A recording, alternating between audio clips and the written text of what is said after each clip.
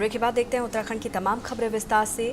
CM Pushkar Singh Dhami ने प्रधानमंत्री विकसित भारत रोजगार योजना के तहत देहरादून में आयोजित कार्यक्रम में लाभार्थी नियोक्ताओं और कर्मचारियों को सम्मानित किया। इस अवसर पर प्रधानमंत्री नरेंद्र मोदी ने वर्चुअल माध्यम से 2400 करोड़ रुपए की प्रोत्साहन राशि वितरित की। उत्तराखंड में हजारों कर्मचारियों और नियोक्ताओं को लाभ मिला। मुख्यमंत्री ने युवाओं को आत्मनिर्भर बनाने और रोजगार सृजन को बढ़ावा देने पर जोर दिया। इसके साथ ही उन्होंने स्टार्टअप उद्योग विकास और कौशल योजनाओं को राज्य की प्रगति का आधार बताया।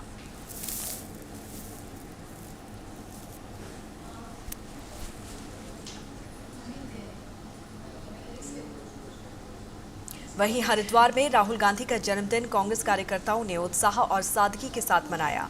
पीएम नरेंद्र मोदी ने भी उन्हें जन्मदिन की शुभकामनाएं दी। हरिद्वार के ऋषिकुल स्थित कांग्रेस कार्यालय में कार्यक्रम आयोजित हुआ, जहां वरिष्ठ नेताओं ने राहुल गांधी के राजनीतिक सफर और जन सेवा के प्रति उनकी प्रतिबद्धता को याद किया। इसके साथ ही वक्ताओं ने कहा कि उन्होंने राजनीति को सत्ता प्राप्ति नहीं बल्कि जनता की सेवा का माध्यम माना।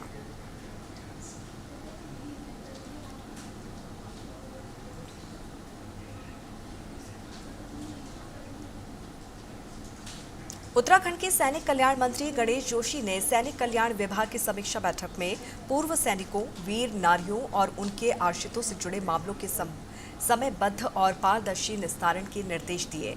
उन्होंने कहा कि उत्तराखंड वीर सैनिकों की भूमि है और सरकार उनके कल्याण के लिए पूरी तरह से प्रतिबद्ध है। बैठक में पुनर्वास, रोजगार, पेंशन, छात्रवृत्ति और चिकित्सा सुविधाओं सहित विभिन्न योजनाओं की समीक्षा की गई। इसके साथ ही मंत्री ने जनपद स्तर पर नियमित शिविर लगाकर पूर्व सैनिकों की समस्याओं का जल्द समाधान सुनिश्चित करने पर जोर दिया।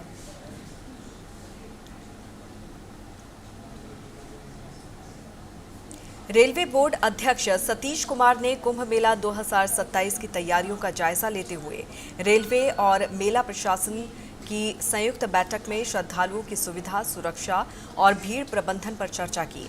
उन्होंने अतिरिक्त ट्रेनों, कोचों और प्लेटफॉर्म प्रबंधन की अग्रिम तैयारी के निर्देश दिए। मेला अधिकारी सोनिका ने भारी भीड़ का अनुमान प्रस्तुत किया। Railway holding area, CCTV, command and control system को मजबूत करने पर जोर दिया। तो वहीं निरीक्षण के दौरान केंद्रीय निगरानी व्यवस्था की समीक्षा की गई और संयुक्त सुरक्षा योजना पर सहमति बनी।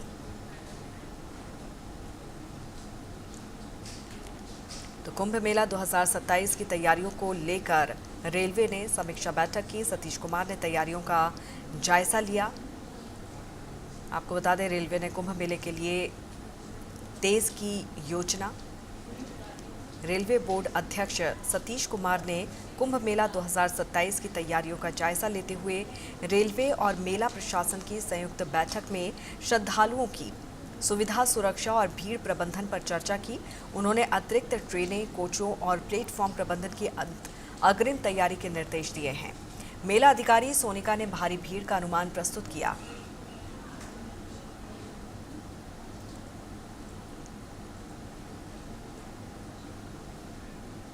उत्तराखंड में आम आदमी पार्टी की चुनावी तैयारियों को लेकर राजनीतिक बयानबाजी तेज हो गई है। बीजेपी प्रदेश प्रवक्ता मथुरा दत्त जोशी ने प्रतिक्रिया देते हुए कहा कि लोकतंत्र में हर दल को चुनाव लड़ने और अपना जनाधार आजमाने का पूरा अधिकार है। उन्होंने कहा कि आम आदमी पार्टी ने 2022 विधानसभा चुनाव में भी हिस्सा लिया था और अब 2027 की तैयारी कर रही है, जो कि स्वाभाविक है। हालांकि जोशी ने यह भी दावा किया है कि हाल के निकाय और लोकसभा चुनाव परिणामों से साफ है कि प्रदेश में आप पार्टी का प्रभाव बेहद सीमित है और आगामी विधानसभा चुनाव में भी उसका खास असर दिखाई नहीं देगा। देखिए, लोकतंत्र है, हर पार्टी को चुनाव लड़ने का अधिकार है। आम आदमी पार्टी ने 2022 में भी चुनाव लड़ा था और अपनी सीट देखी और अब फिर अगर तैयारी कर रही है तो कोई गलत बात नहीं है, क्योंकि लोकतंत्र है, सबको अपना अपना अधिकार है, उनको भी अपना भाग्य आजमाने का आरोप है। और लेकिन जिस तरीके के रिजल्ट सामने आए हैं विगत के चुनाव में, लोकसभा चुनाव में, आम आदमी पार्टी का बहुत बड़ा ऐसा कोई प्रभाव यहाँ नहीं है और फिर 2027 में मुँह की खाएंगे। लेकिन लोकतंत्र है, उनको अधिकार तो है ही है चुनाव लड़ने का। उत्तराखंड वक्फ बोर्ड के अध्यक्ष शादाब शम्स ने कहा कि नए वक्फ संशोधन अधिनियम के तहत वक्फ बोर्ड की संपत्तियों पर अवैध कब्जा करने वालों के खिलाफ कार्रवाई की जा रही है। प्रदेश भर में नोटिस जारी कर जवाब मांगा जा रहा है और संतोषजनक उत्तर नहीं मिलने पर न्यायालय के आदेश के बाद कब्जा हटाने की प्रक्रिया शुरू होगी। इसके साथ ही उन्होंने बताया कि मुख्यमंत्री पुष्कर सिंह धामी जल्द ही इस मुद्दे पर बैठक कर सकते हैं। वक्फ संपत्तियों की सुरक्षा और कार्रवाई में जिला प्रशासन की अहम भूमिका होगी।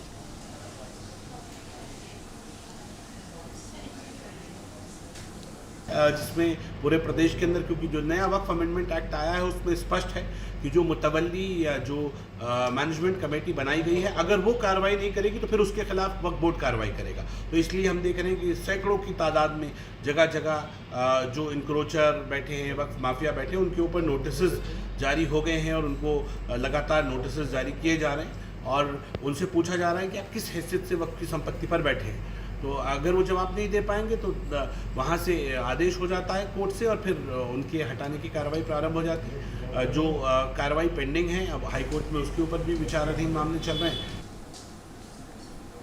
हरिद्वार में समाज सेवी और वरिष्ठ अधिवक्ता डॉक्टर अरविंद कुमार श्रीवास्तव ने राम मंदिर निर्माण के लिए प्राप्त दान राशि और चढ़ावे में कथित अनियमितताओं की सीबीआई जांच की मांग उठाई है। प्रधानमंत्री को भेजे ज्ञापन में उन्होंने दान राशि, नकदी, स्वर्ण और अन्य संपत्तियों के प्रबंधन का फॉरेंसिक ऑडिट कराने की मांग की है। तो वहीं आलोक कुमार ने कहा है कि एसआईटी जांच निष्पक्ष है और दोषी पाए जाने वालों पर कड़ी कार्रवाई होनी चाहिए। उन्होंने कांग्रेस और समाजवादी पार्टी पर राम मंदिर मुद्दे को चुनावी नजरिए से देखने का आरोप भी लगाया। देखिए, मैंने जो पत्र लिखा है माननीय प्रधानमंत्री महोदय के लिए, वो इस बाबत लिखा है कि राम मंदिर में अभी चढ़ावे के संबंध में एक घोटाला सामने प्रकाश में आया है समाचार पत्रों के माध्यम से। इसमें मैंने उनसे मांग की है कि इसकी जांच सीबीआई के माध्यम से कराई जानी चाहिए, क्योंकि ये मामला पूरे विश्व के हिंदू समाज से जुड़ा हुआ है। राम मंदिर निर्माण के लिए हमारे लोगों ने 500 वर्षों तक संघर्ष किया है। उस संघर्ष में हजारों लोगों ने अपने प्राणों तक की आहुति दी है। जब राम मंदिर निर्माण की बात आई, उस समय हिंदू समाज ने अपनी समर्थता के अनुसार उसमें चंदा दिया निर्माण के लिए, और उस चंदे के बाबत किसी ने भी प्रश्न नहीं उठाया कि इसमें कितना चंदा इकट्ठा हुआ और कितना निर्माण में लगा।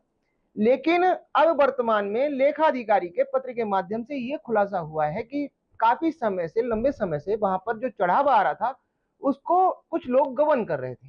अब उसमें क्योंकि इस गबन में काफी लोग, बड़े बड़े लोग शामिल हो सकते हैं, राज्य सरकार ने एसआईटी गठित की है। तो मेरा मानना यह है कि मांग यह है कि या तो इसकी जांच सीबीआई से कराई जाए या जो एसआईटी गठित की गई है उसकी मॉनिटरिंग के लिए कोई भी रिटायर्ड जज के मॉनिटरिंग के लिए रखा जा सकता है। उत्तराखंड के चंपावत जिले में हल्द्वानी से जौरासी जा रही टाटा पंच कार लोहाघाट राष्ट्रीय राजमार्ग पर बनटोली के पास अनियंत्रित होकर करीब 500 मीटर गहरी खाई में जा गिरी। इस दर्दनाक हादसे में वाहन चालक सीआरपीएफ जवान बलदेव कुमार और उनके साथी राजेंद्र कुमार की मौके पर ही मौत हो गई, जबकि पत्नी नीतू देवी, बेटी अक्षता और बेटा आरव गंभीर रूप से घायल हैं। घायलों को रेस्क्यू कर लोहाघाट अस्पताल पहुंचाया गया, जहां से उन्हें हल्द्वानी रेफर किया गया है।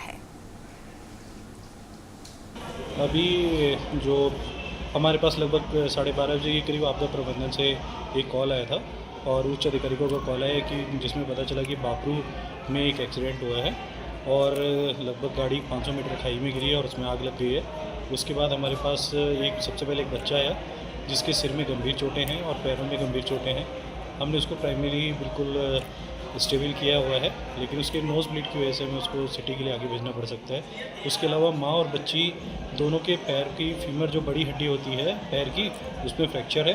उसको हमने प्लास्टर करके मैनेज कर रखा है। दोनों स्टेबल है और प्राइमरी ट्रीटमेंट देने के बाद अभी हम लोग उनको निगरानी में हैं, ऑब्जर्वेशन में रखेंगे 24 आवर्स के लिए। उसके अलावा 2 बॉडी आई हुई हैं पोस्टमार्टम के लिए, वहाँ पे हमारे डॉक्टर गए हुए हैं। अब वहाँ पर उनका पोस्टमार्टम किया जाएगा। रामनगर कोतवाली पुलिस ने 2 अलग-अलग मामलों में 3 शातिर अपराधियों को गिरफ्तार किया है, जिनमें 20,000 का इनामी अपराधी भी शामिल है।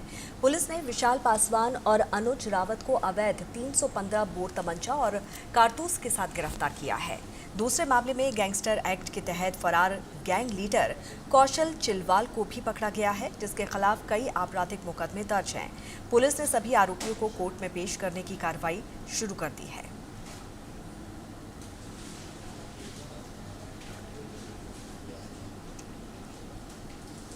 उत्तराखंड को जल्द ही नमो भारत ट्रेन की सौगात मिल सकती है। दिल्ली मेरठ रूट पर चल रही नमो भारत ट्रेन को देहरादून और ऋषिकेश तक विस्तार देने की तैयारी है।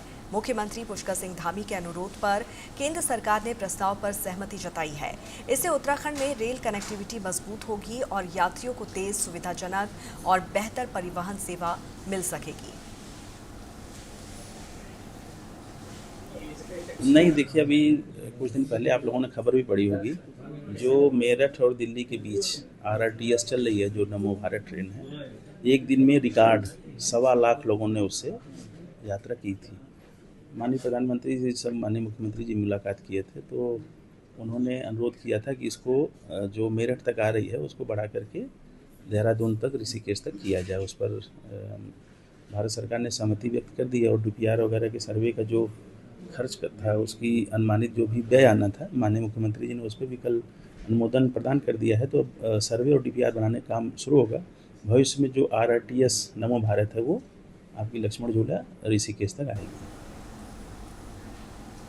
देहरादून में क्षत्रिय करणी सेना उत्तराखंड ने प्रेमनगर थाना पुलिस की कार्यप्रणाली और सड़क चौड़ीकरण से प्रभावित परिवारों को मुआवजा न मिलने के विरोध में सचिवालय कूच किया।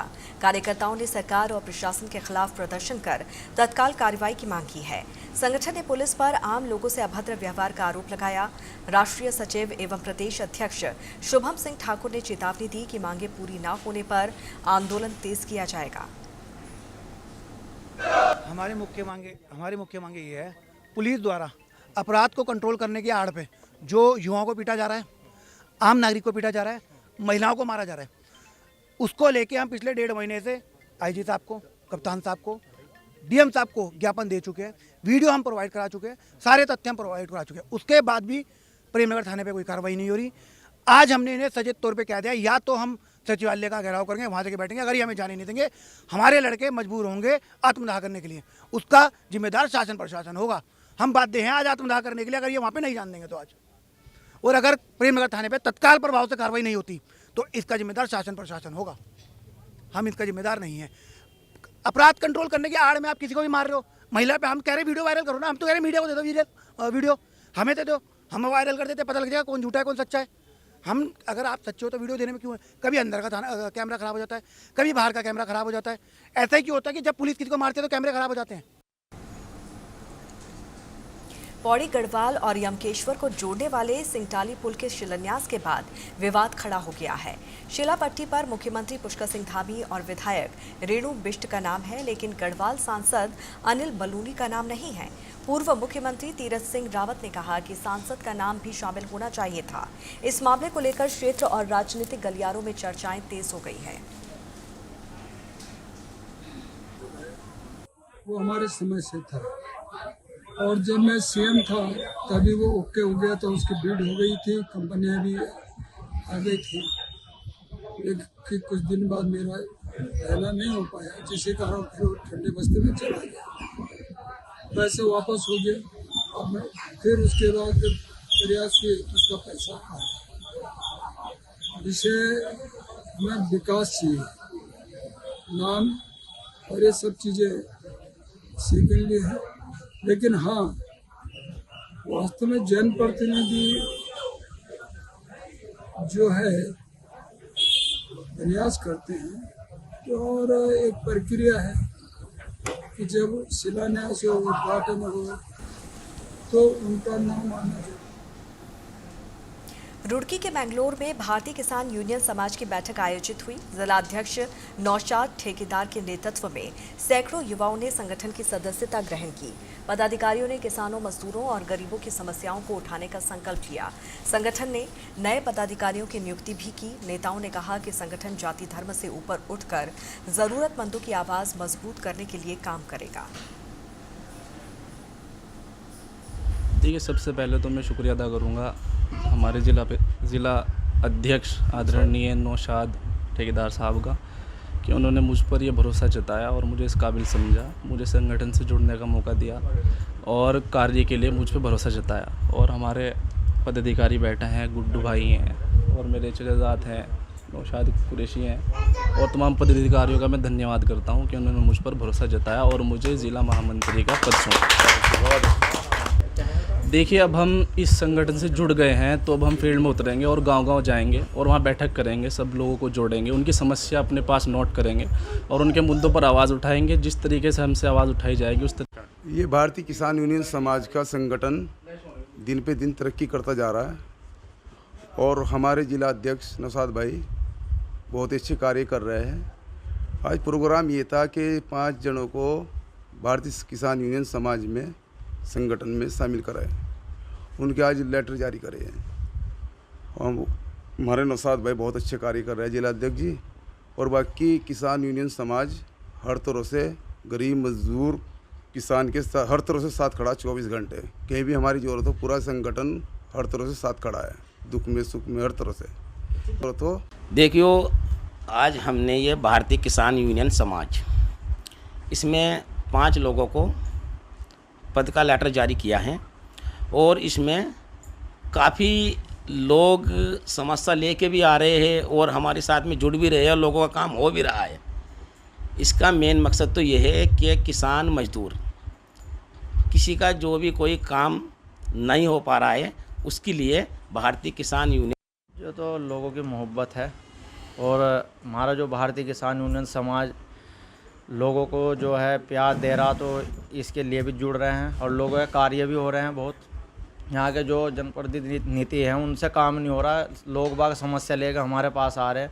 हमें रात के 2 बज जा थाने में, 3 बज जा, कहीं भी तहसीलदार का काम हो, डीएम साहब का काम हो या बिजली का विभाग का कोई भी काम हो, तो हम उसे जो करवाने का काम कर रहे हैं। हर टाइम साथ खड़े, किसान कोई गरीब हो, ऐसा नहीं है कि किसानों के हक में ही खड़े, सब मजदूर किसान सब समाज के लिए खड़े। उत्तराखंड में विधानसभा चुनावों से पहले कांग्रेस प्रभारी कुमारी शैलजा 2 दिवसीय दौरे पर पहुंची, लेकिन पहले ही दिन रात में वो अपने लोकसभा क्षेत्र लौट गईं। उनके लौटने पर बीजेपी ने कांग्रेस पर निशाना साधा। बीजेपी प्रदेश महामंत्री कुंदन परिहार ने कहा कि मुख्यमंत्री पुष्कर सिंह धामी की बढ़ती लोकप्रियता से कांग्रेस में घबराहट है। उन्होंने कांग्रेस नेताओं की एकजुटता पर भी सवाल उठाए। देखिए, इस देवभूमि उत्तराखंड में आज मुख्यमंत्री पुष्कर सिंह धामी जी की इतनी लोकप्रियता बढ़ चुकी है, इसके कारण से कांग्रेस में घबराहट है। पिछले दिनों हमने देखा कि राहुल गांधी जी यहाँ पर आए थे, उन्होंने मौसम ख़राब का बहाना बना करके वो अल्मोड़ा में अपनी सभा को कैंसिल किया था और उसके पश्चात उनको पौड़ी जाना था, देहरादून आना था, लेकिन उन्होंने पूरा प्रवास ही निरस्त कर दिया। इसके कारण से और आज जब हम कल देखते हैं कि उनकी प्रभारी शैलजा जी यहाँ पर आई थी, तो पिछले बार भी वो कई कांग्रेस के नेताओं को एकजुट करने का असफल प्रयास कर चुकी है। जब उनको सफलता नहीं मिल पा रही है, कल उनको लगा कि उन्होंने एक बार पुनः कोशिश की कि कांग्रेस में किसी प्रकार से एकजुटता बन जाए। आज कांग्रेस के नेताओं में घबराहट की स्थिति है। मुख्यमंत्री पुष्कर सिंह धामी की लोकप्रियता से उनमें एक हड़कंप मचा हुआ है। उनके बराबर और समकक्ष का दूर दूर तक कोई नेता कांग्रेस में आज नज़र नहीं आ रहा है। लाख प्रयास के बावजूद भी शैलजा जी कल वापस लौटी है, ये इसी की परिणति है। हल्द्वानी के रामपुर रोड स्थित पीएसपी हॉस्पिटल में ऑपरेशन के दौरान 65 वर्षीय मरीज की मौत के बाद हंगामा हो गया। परिजनों ने अस्पताल प्रबंधन पर गंभीर लापरवाही और समय पर जानकारी नहीं देने का आरोप लगाया। घटना के बाद अस्पताल परिसर में आक्रोश फैल गया और निष्पक्ष जांच की मांग उठी। मामले की गंभीरता को देखते हुए जिलाधिकारी नैनीताल ललित मोहन रयाल ने जांच के आदेश दिए हैं। तो वहीं प्रशासन का कहना है कि रिपोर्ट के आधार पर आगे की कार्रवाई की जाएगी। एक निजी अस्पताल में तीमारदारों की तरफ से समाचार पत्र के माध्यम से ये जानकारी प्रकाश में आई है कि वो कथित तौर पर लापरवाही से किसी मरीज की जान जाने की बात सामने आ रही है, उसमें स्वास्थ्य विभाग और सिटी मजिस्ट्रेट की जॉइंट टीम के जरिए मामले का परीक्षण कराया जा रहा है और इसमें अगर कोई खामियां परिलक्षित होती हैं तो सुसंगत प्रावधानों में कार्रवाई करेंगे। और इसी के साथ इस बुलेटिन में फिलहाल इतना ही। जुड़े रहिए TNP न्यूज़ के साथ। नमस्कार।